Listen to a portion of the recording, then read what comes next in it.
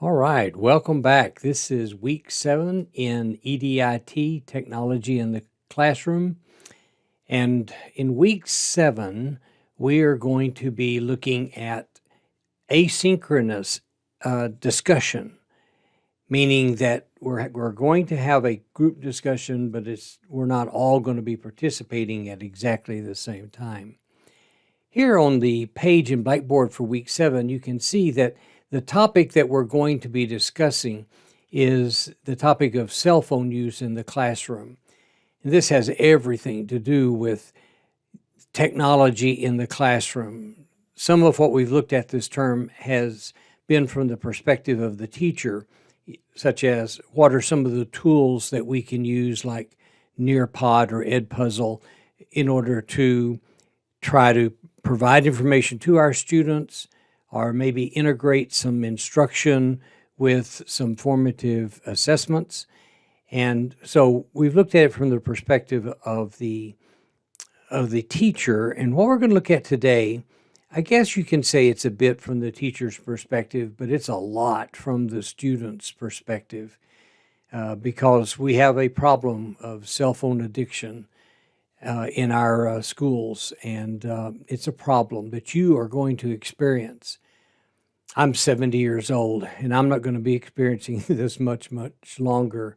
And it's something relatively new, because I can certainly remember teaching before there were cell phones. So that's the topic we're going to be discussing, and then we're going to be doing that in Blackboard. And the reason we'll do it in Blackboard is because, as I say down here at the very bottom on this, you can come down and see that there is a button available at the bottom where you see a screenshot of it. The button is actually available inside of the discussion board link. So when you click on the asynchronous discussion about cell phone use in classrooms, at the very top of that page, you're going to see the usual button where you create threads, grading information, which I never put anything there, and then you're going to see a button to subscribe. Now, what you can do here, and what I always do as a teacher, is I always subscribe to the discussions so that during the week, as y'all continue your discussions, all of those messages are coming to my inbox, and I can see them as you type them. Occasionally, I will make a reply either to the group or to the student. And this is what you'll be able to do. You'll be able to be sitting like in the chair of a teacher, and you'll be able to see all of the emails coming to your inbox, and the messages contain the full text of what the other student has posted.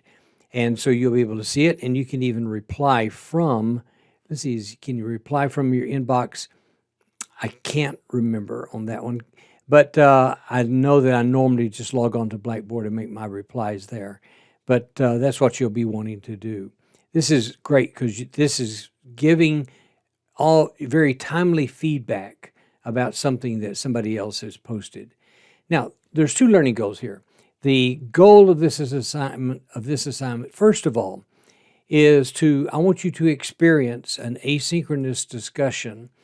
And in this asynchronous discussion, I'm going to be requiring you to do what you will require your students to do, and that is to use critical thinking and writing in a more bite-sized approach to understanding an issue.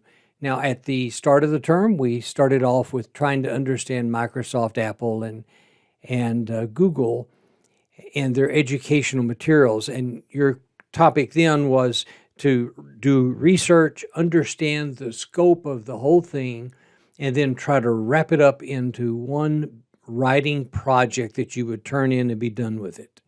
This is different.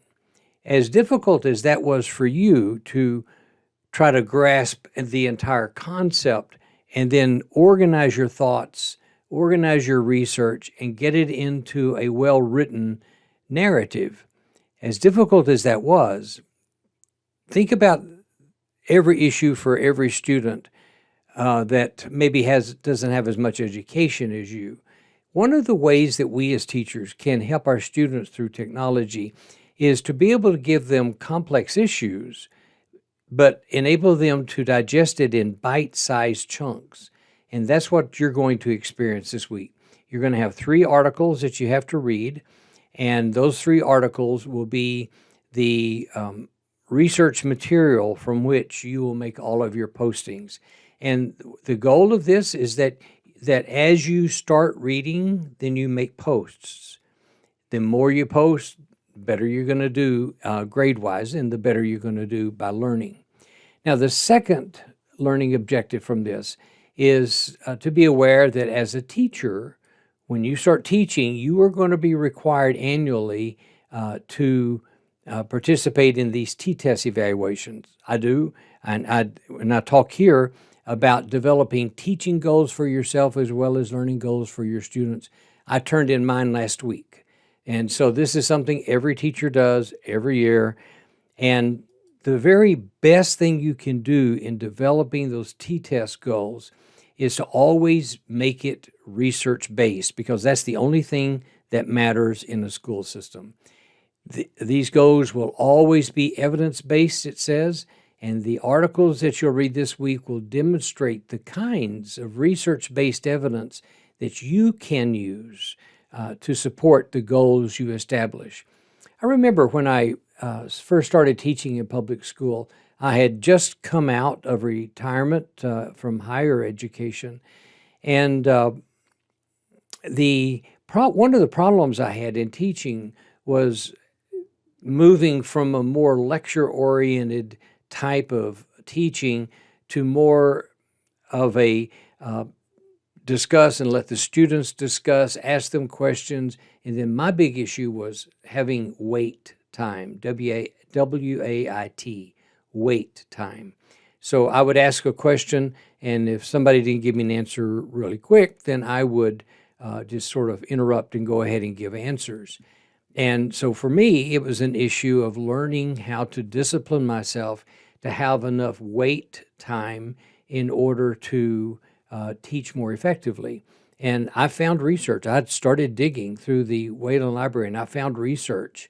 And so I was able to find research that talked about this, and with suggestions about how students learn and how teachers teach and how we could better implement wait time. And I made that the basis for my T-test goal for that year.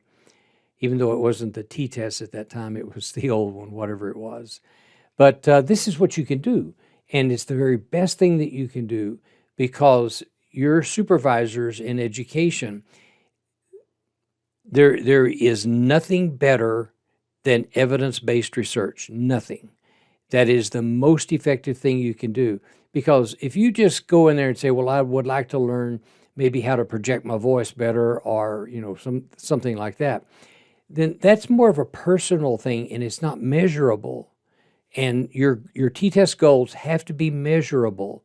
And by using this evidence-based research, you can establish a method for measuring the effectiveness of what you're doing. It's going to be very important as you move on. So here's a discussion I'm giving you here about how this affects teachers. And basically, this is just the story of where I teach at school, and what our school requires that teachers do and what students do.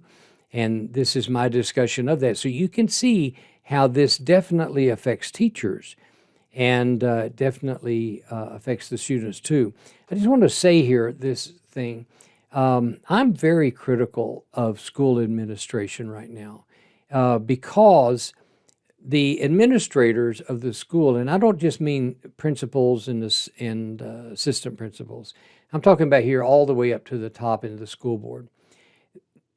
If schools are so evidence-based and they want to base everything upon the research data, then why doesn't the school stop the students from bringing the cell phones to the classroom?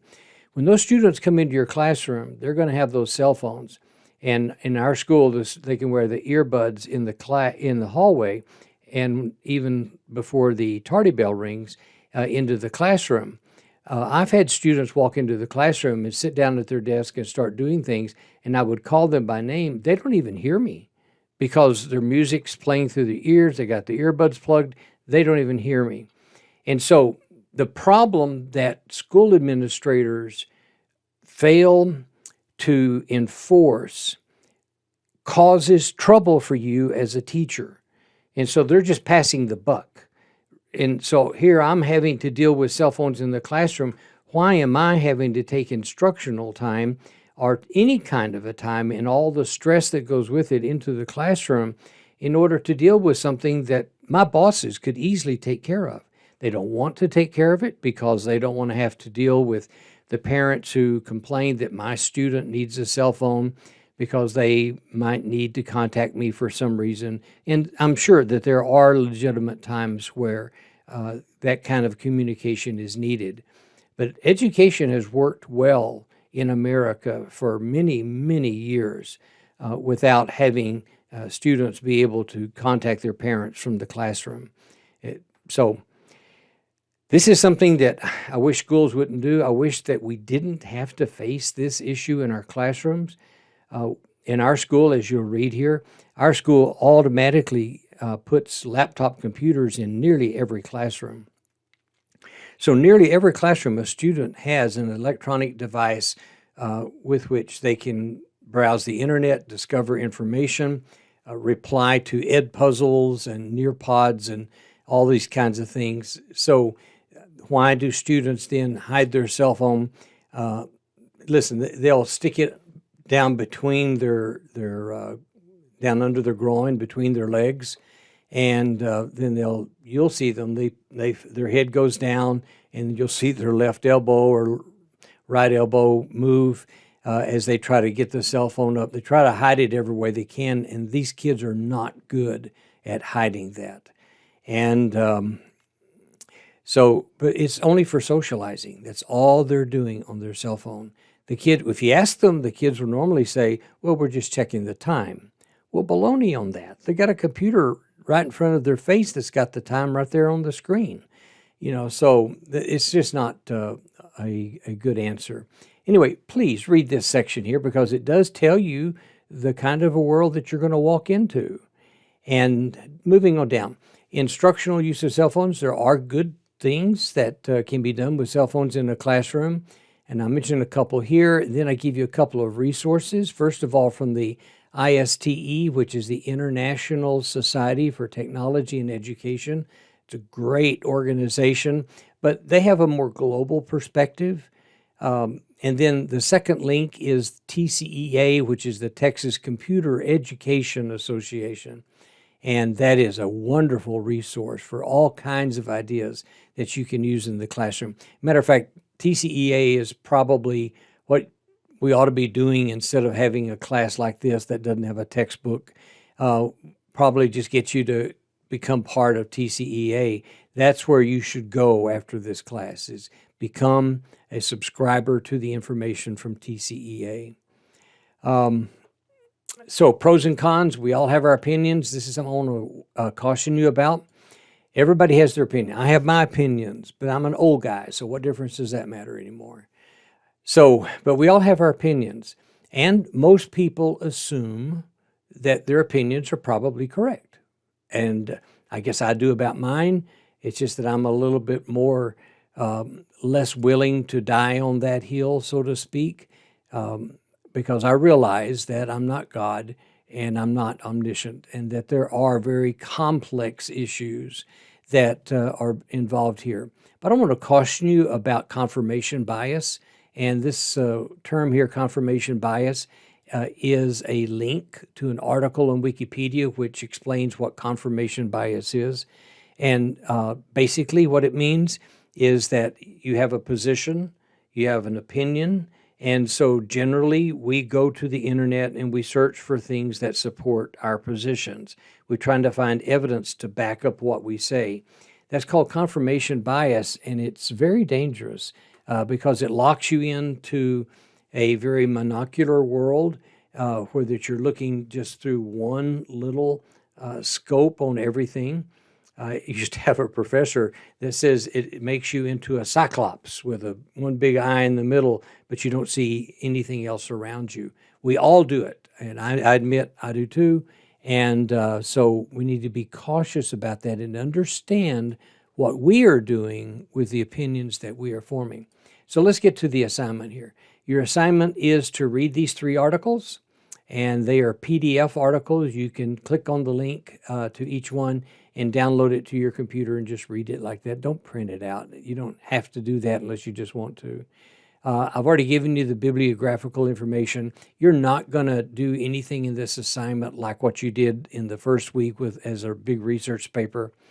So in the discussion below, begin a running dialogue of your thoughts. Critical thinking only is allowed. And what this means is that every one of you are going to read everybody else's response, and you're going to post responses as you continue to read and understand this material. And so it's going to be like a stream of consciousness, where that as you read and comprehend and understand, you can post a message about what you've just discovered, and then everybody else can read what you said.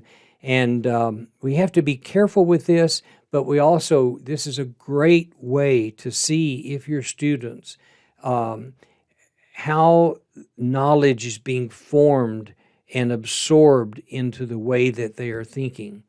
So this is what we'll do. Your personal opinions, they're going to be inevitable, but believe me, this is not about your personal opinion.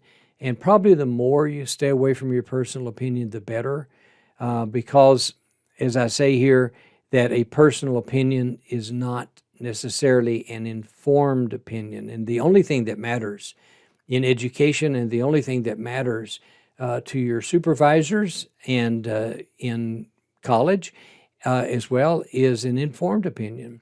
You can think the world is flat, but you're going to have evidence to support that. And that's the kind of thinking that I'm talking about here.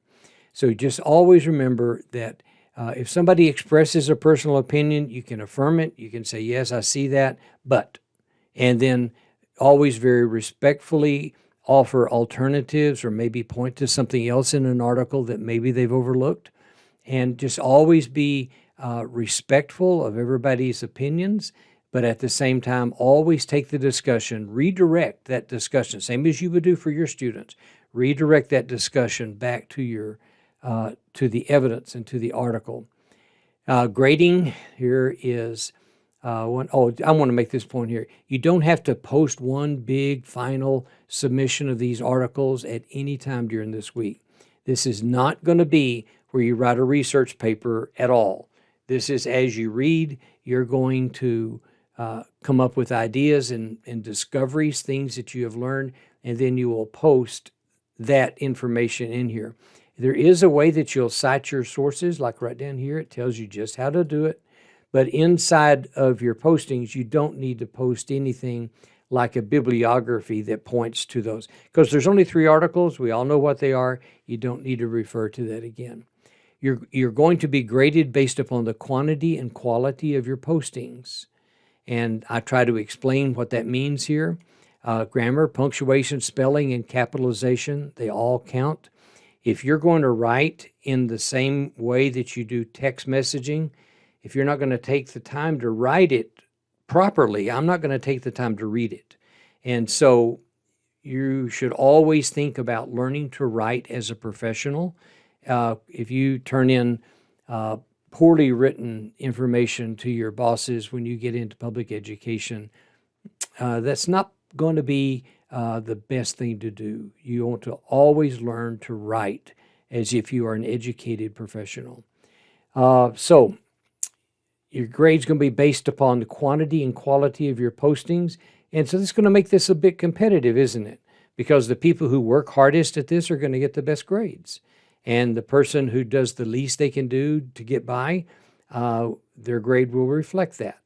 And so this is not a feel-good exercise. You're not expected to agree with one another, but you are expected to disagree with them professionally and respectfully.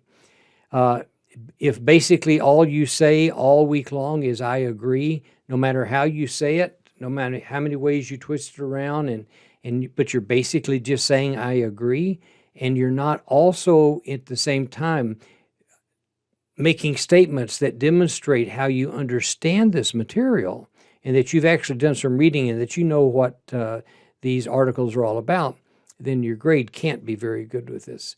The grades, the best grades should be expected by those who post the most and the best, and those who cite their sources, so that we can find out what page the thought that you found is on, so we can go there and look and see maybe you're not understanding that thought right. So we need to know exactly where you found that thought. The demonstrating professionalism in all arguments and so on. Just be sure and read that. And then make sure that you subscribe and get these delivered to your inbox so that you can stay up to date. And this can be what I try to demonstrate it up here in a face-to-face synchronous discussion. That would be like all of us sitting together in a room and all of us talking about this at the same time. That would be a traditional face-to-face group discussion. And so how with technology can we